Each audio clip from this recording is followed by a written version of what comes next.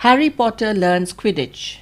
What if one day you open your eyes and find you've turned into a wizard? How would you feel? The following extract from Harry Potter and the Philosopher's Stone shows how a young wizard discovers the joys of his magical world. As 7 o'clock drew nearer, Harry left the castle and set off towards the Quidditch pitch in the dusk.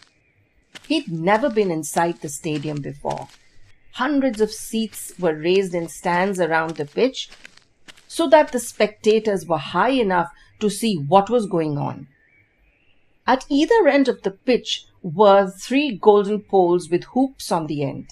They reminded Harry of the little plastic sticks Muggle children blew bubbles through, except that they were 50 feet high. Too eager to fly again to wait for wood, Harry mounted his broomstick and kicked off from the ground. What a feeling! He swooped in and out of the goalposts and then sped up and down the pitch. The Nimbus 2000 turned wherever he wanted at his slightest touch. Oliver Wood had arrived. He was carrying a large wooden crate under his arm. Hey, Potter, come down. Harry landed next to him. Very nice. I see what McGonagall meant. You really are a natural. He opened the crate.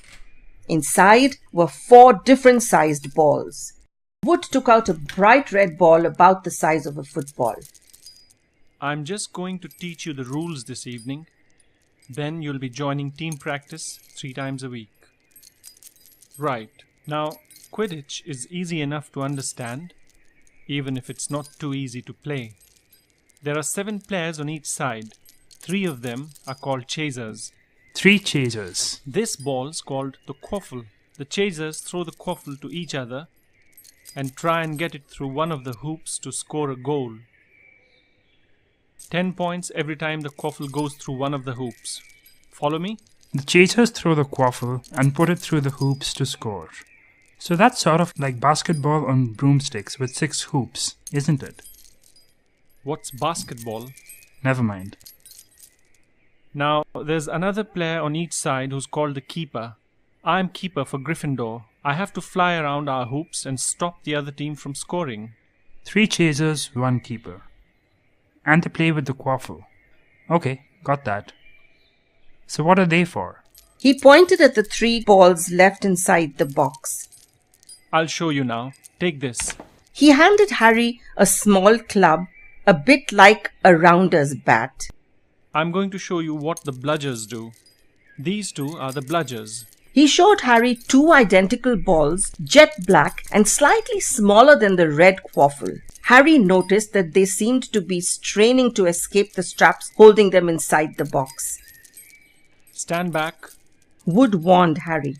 He bent down and freed one of the bludgers.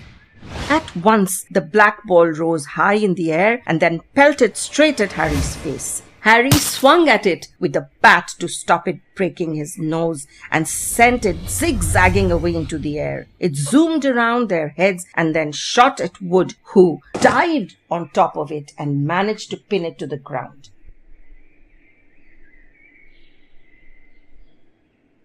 Wood panted, forcing the struggling bludger back into the crate and strapping it down safely. The bludgers rocket around trying to knock players off their brooms.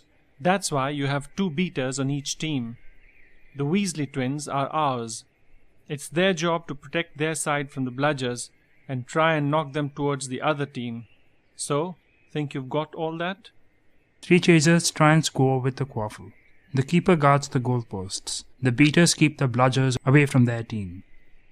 Very good. Have the bludgers ever killed anyone?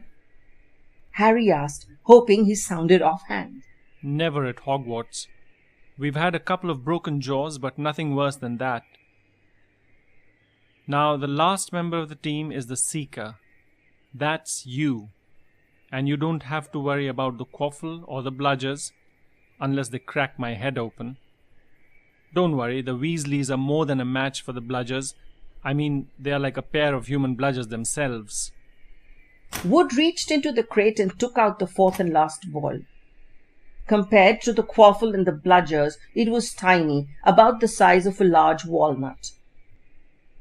It was bright gold and had little fluttering silver wings. This is the golden snitch, and it's the most important ball of the lot. It's very hard to catch because it's so fast and difficult to see. It's the seeker's job to catch it.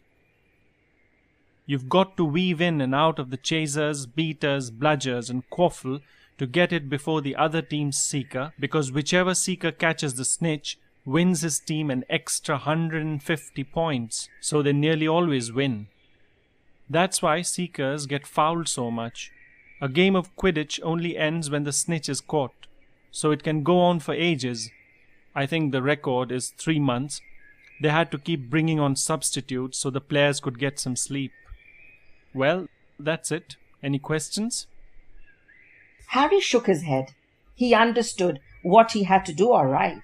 It was doing it that was going to be the problem.